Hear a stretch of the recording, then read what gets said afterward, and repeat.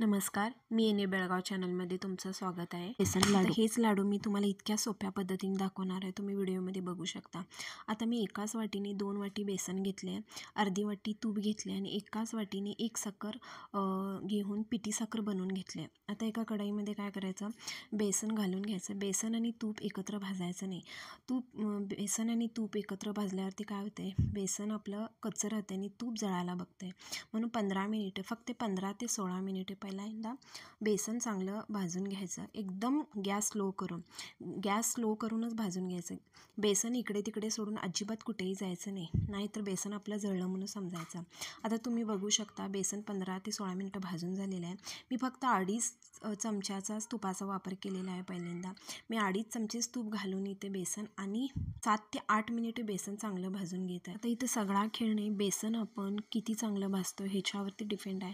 आता पहिल्यांदा आपण फक्त आणि फक्त टाईम लावून 15 मिनिटं चांगलं बेसन भाजून घ्यायचं आणि तूप घालून 7 ते 8 मिनिटे, फक्त 7 ते 8 मिनिटच बेसन भाजून घ्यायचं. दोन्ही ह्याला टाईम लावून तुम्ही बेसन चांगलं भाजून घ्या, त्याच्यानंच आपले चांगले लाडू बनतात. आता मी परत इथे 2 चमचे तुपाचा वापर करत आहे. आता तूप घातल्यानंतर विशेषतः काय होतं, असे बॉल तयार होतात. बॉल तयार झाले म्हणून तुम्ही घाबरू नका. आता ते बॉल चमच्याच्या साहाय्याने फोडून घ्यायचे चांगले, नाहीतर काय होतं आहे, फोडून घेतला नसला तर वरती असं तूप लागते आणि आतूनच कच्चं बेसन राहतं आहे. आता तुम्ही व्हिडिओमध्ये बघू शकता मी कशा पद्धतीने ते बॉल्स असे फोडून घ्यायले. आणि आता बेसन पण आपलं भाजत आलेलं आहे. म्हणजे बेसनमधून असं तूप थोडं थोडं वेगळं म्हणजे सेपरेट व्हायला लागलं की नाही, कळायचं की बेसन आता आपलं चांगलं भाजलं आहे म्हणून. फक्त तूप घालून फक्त 7 ते 8 मिनिटच भाजा, त्याच्या व्यतिरिक्त भाजायला जाऊ नका, नाही तर आपलं बेसन जळतं आहे आणि लाडू कडू लागतात. आता बेसन पूर्ण भाजून झालेलं आहे. आता गॅस बंद करायचा इथं आणि बेसन कणी थंड करून घ्यायचं. म्हणजे पूर्ण थंड करून घेतला तरी पण चालेल, खरं थोडंसं हलकं गरम राहायला पाहिजे. आता गरम असतानाच ह्याच्यामध्ये पिठी साखर अजिबात घालायचं नाही, नाहीतर आपलं लाडूचं फतफतच तयार झालं म्हणून समजायचं.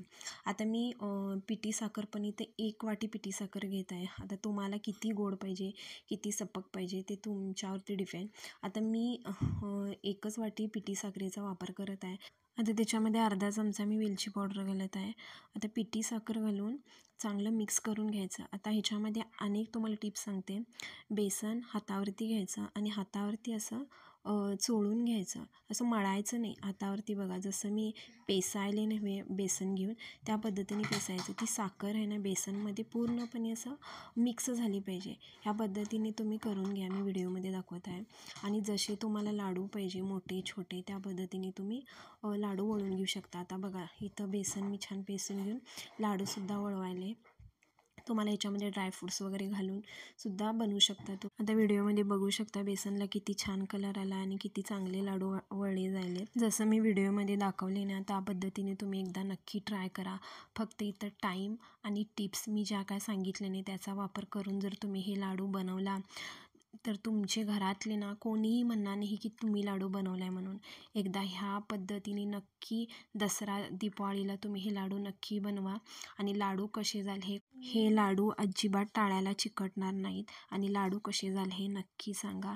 व्हिडिओ आवडलास तर लाईक सबस्क्राईब करायला विसरू नका आणि कॉमेंटसुद्धा करायला विसरू नका. बाय.